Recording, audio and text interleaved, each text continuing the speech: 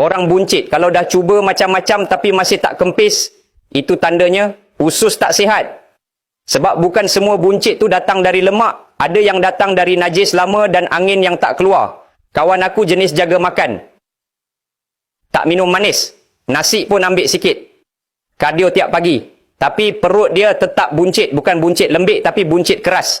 Dia try macam-macam, detox air lemon, senaman abs, kurus satu badau tapi perut tak juga surut. Lepas tu baru dia perasan, setiap pagi susah buang air. Kentut dan sendawa tak henti. Perut rasa berat walaupun dah makan sikit. Lepas jumpa pakar penghadaman, doktor cakap straight. Ini bukan buncit lemak, ini buncit usus. Maksudnya, najis lama tak keluar habis, angin tersekat dalam salur penghadaman, toksin mula berkumpul dan tekan dari dalam.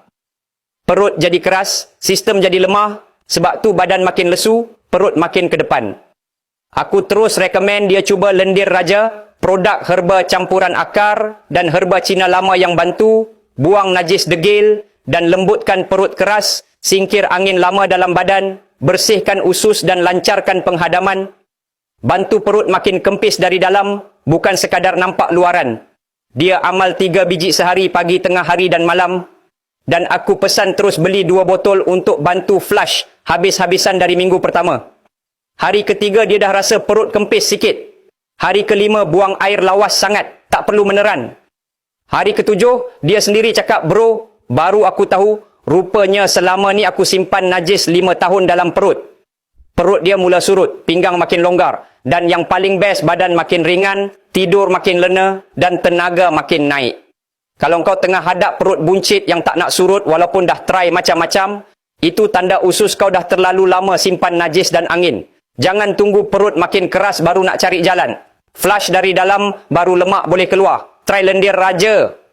3 biji je sehari. Untuk hasil cepat, aku syorkan ambil 2 botol. Usus bersih, badan pun lega. Lendir raja ni macam probiotik. Cuma ianya 3 kali lebih efisien hasilkan bakteria baik dan ianya selamat sebab herba semula jadi. Aku berani rekomen sebab lendir raja ni ada kajian universiti antarabangsa tentang khasiat kempiskan perut dan cuci usus. Ianya juga lulus ujian makmal di iktiraf. Klik terus back kuning atau link tulisan kat bawah ni sekarang.